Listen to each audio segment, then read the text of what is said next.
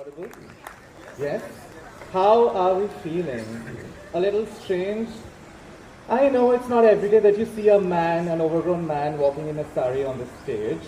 I'm Pushpak, I'm 30 years old. Mentally, I am Zendaya. In reality, I'm Jhandeya. I work as a fashion creative director. Long story short, I make fashion films for brands. They're not your regular ad films. They have a little bit of story. I'm extremely technologically challenged, so I don't know, I couldn't play them here. I couldn't put them on my PPT, but here I am. That's me, 10 years ago. I went to an all-boys school in an era where there was no internet. There I went to, complete my first degree in English literature from a university here, and then I did my graduate diploma in journalism. And then I got to attend a program in one of the best fashion schools in the world, and that is where it all begins. That's me.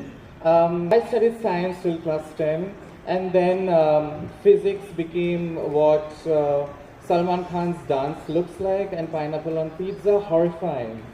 So I was like, this is not happening, and our school said for the +2, I wanted to change my stream, and that's me in college.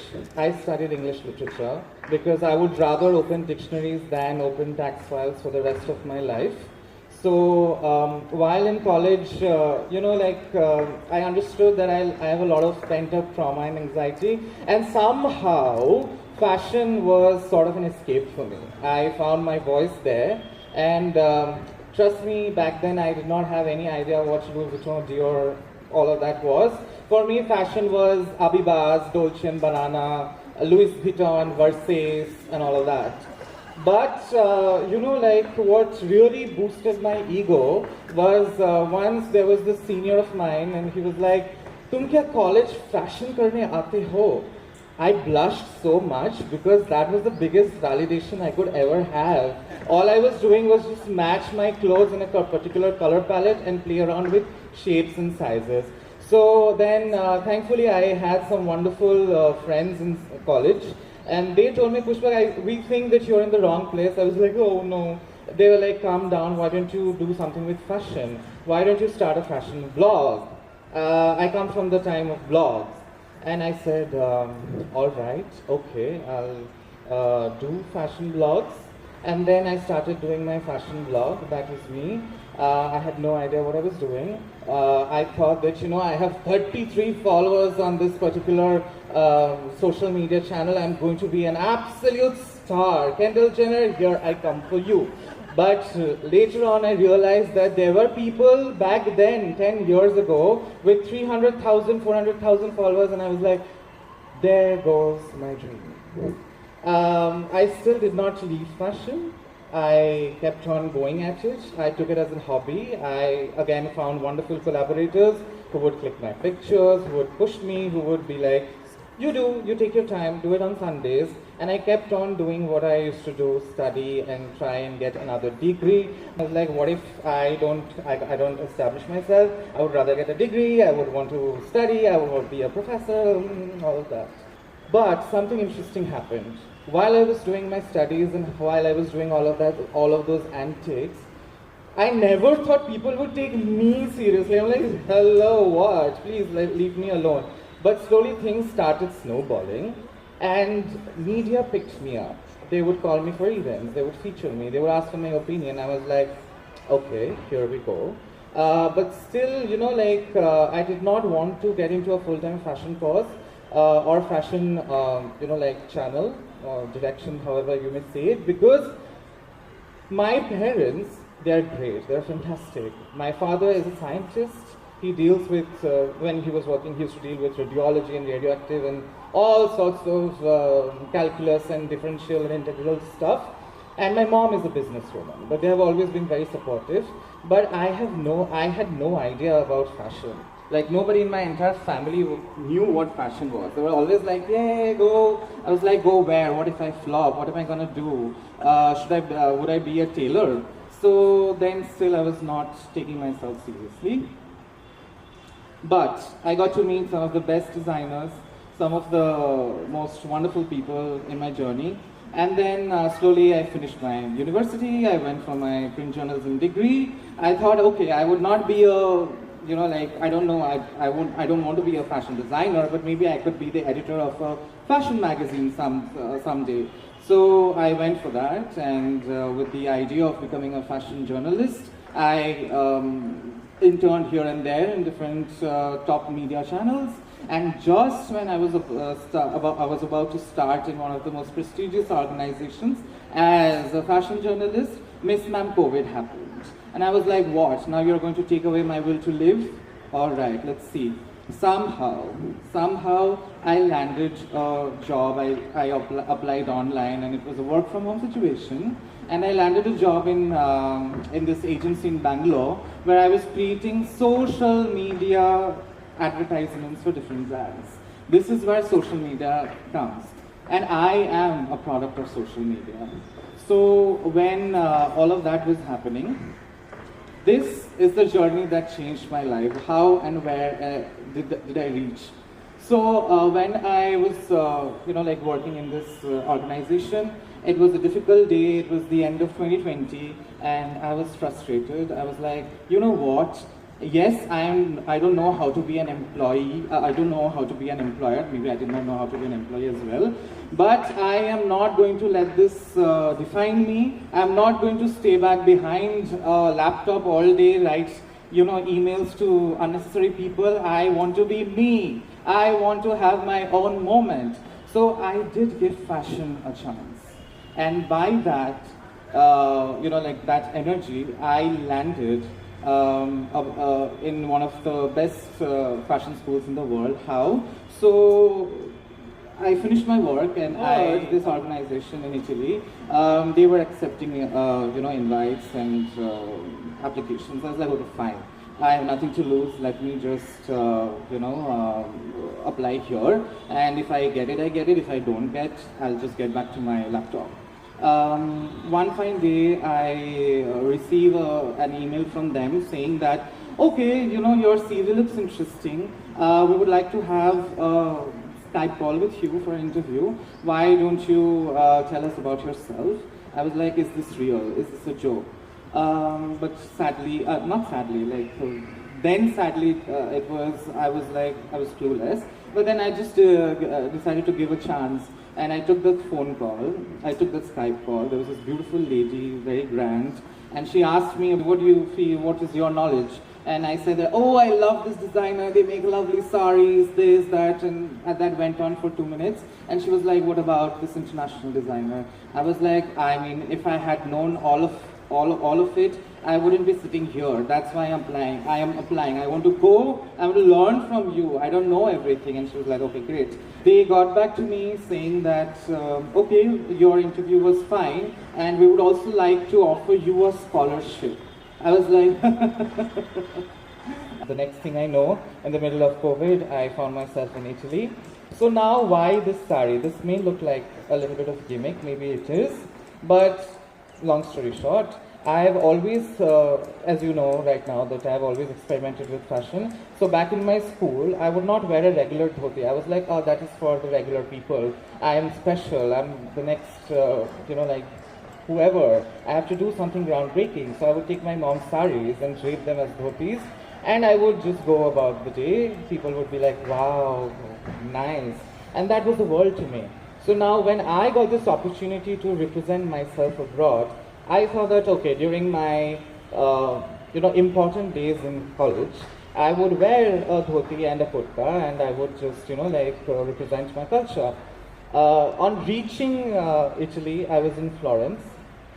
I knew and I saw that there is a considerable amount of South Asian population among the immigrants, be it residents or be it college students. Nobody was representing our culture. And it is impossible that I have sarees with me, and I am studying in one of the best fashion schools in the world, and I am in one of the best, in one of the cities known for their fashion, and not show them or tell them about sarees, because the saree is not just a piece of fashion. It's the best form, one of the best forms of craftsmanship that we can offer to the world, and it has got so many stories, so many legacies. It's the best historical representation of fashion for me. And I was like, if nobody's wearing a saree, girl, I'm gonna do it. It has got nothing to do with any other thing. It was just me and my representation, because I feel a lot of us, and you know that we have such people around, that whenever we tend to go abroad, we try to be an European, we try to be an American, we try to be an English. I'm not there to be an European. I'm not there to be a British. I am there as a proud Bengali from Kolkata, and I make sure that it's an exchange program of culture and heritage, and I am going to learn what they have to teach me, and I'm going to show them what our people and where I come from. It's more of an exchange. I used to go like this to school every single day. I had 6 sarees packed as dhotis in my bag, and those 6 sarees changed my life. One day, I went with my friends to Milan as a day out, and while coming back, I posted, and I said that, hello, see, look everyone, I'm in the fashion capital of the world, I'm, wearing a saree and this and that, to all those people who would laugh at me, saying that, oh, you can't do anything, ha ha ha, look at me, look at you now. And I went to sleep. The next morning I woke up and I found 569,000 missed calls from people all over my country, and my other fellow Indians coming and telling me that, oh my God, have you seen social media? I thought that, I don't know, I'm not a terrorist. Did I do anything? Are my colleagues coming after me? But I opened social media and I was all over the news. And people went crazy because they saw a man wearing a sari, and in Italy, in Milan, and that back then was apparently national headlines. I was like, girl, please, I have done better things. Why don't you talk about that? But people found this interesting, and I was so very happy, and this just changed my entire world. Back when I came, when I returned to Kolkata, I wanted to bring this statement forward, because I did not want people to understand and think that it was just a public gimmick. I embraced this identity of mine because I'm so proud to represent the fact that you can be whoever, you can be whatever, you can want whatever things in life, but you should always be very proud of your culture. And if you're authentic to yourself, if you find your own place and an identity, nobody and nothing can stop you, and you will find your voice. Because I remember when I was in Italy, my professors would always, talk about me, and I got the most attention, even more than all the people wearing all the ready-to-wears and couture and all of that in college. Because when you go to a fancy fashion college in the world, you see one thing on the runway one season, and the next day it's around you. There are thousands of Birkins all around you, and nobody cares.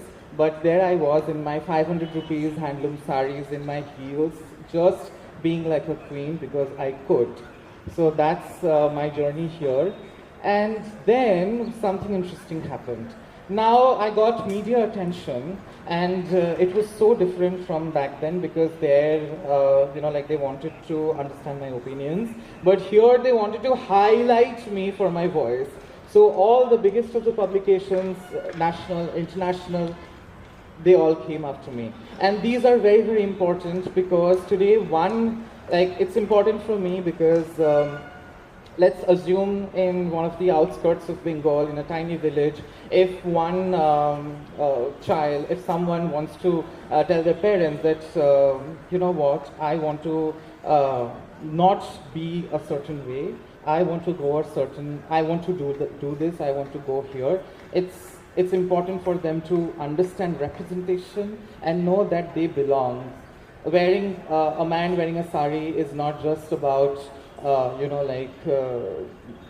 making memes or, people laughing at you, or you're trying to get attention. Because wherever I have gone, I have understood that if you do something with all passion, with charisma, with style, and with dignity, people will look up to you, and they don't care where you come from. some more, media attention, and that's me in my sarees. I found myself on red carpets as well. And one thing that I always, vouch for, and I tell everyone across the world, that I find people complaining about Bengal and Kolkata, that it lacks this, it lacks that. But what I vehemently refuse and oppose is that we, as Bengalis, we lack talent. We have immense creativity. We have immense power to manifest and maximize our creative potentials here. That is all that I have been doing, and so far I've been doing okay. Now a lot of times I get hate on my social media saying that, oh, you're this, you're that. I feel sad for your parents. I feel sad that your parents have to go through this and all of that, but trust me, here you can see my very beautiful mother supporting me in my decision, because as I told you, she taught me that if you do something with proper dignity and identity and surety, then the world is yours. Yes, she is also my biggest critique, because every time my pleats are not okay right now, right now, she would just call me and say that, you know what, don't wear a sari if you don't know how to do the pleats. Get your things correct first, get the grammar first. So, and my father, he's very shy. So he's the first person to, share all the links among, all the groups and his friends and everything. And I have to tell him that, can you please calm down? I think that's a huge privilege that I have, and this is a privilege that I have created for myself, because if I was not doing this with dignity, if I was making a fool of myself, then I'm sure my parents would not have been so supportive. It is very, very important we have this self-awareness and we know where we want to go. All I would like to say is that a lot of this, I have to thank some people, especially those friends who back in college in 2016 who saw it in me that I may have something to do with fashion even before I saw it first. And everyone who has stood by me, and Kolkata is a great place to collaborate. You will find artists who would want to do work. You will find artists who would want to create beauty, who would want to create legacy. And it's so wonderful that they put the idea of me trying to do something in fashion, and I embraced it, and I am here now. So if you know anyone who thinks that it's too late to start something, if you know or if you feel that you would want to go a certain way and you're not sure of it, trust me, the world is massive. Back when I was in college and I would want to pursue fashion, I had no idea that there were so many kind of career options that is there in this industry. It is one of the biggest growing industries in the world, and it is not going to go anywhere. It's only going to modify and move ahead.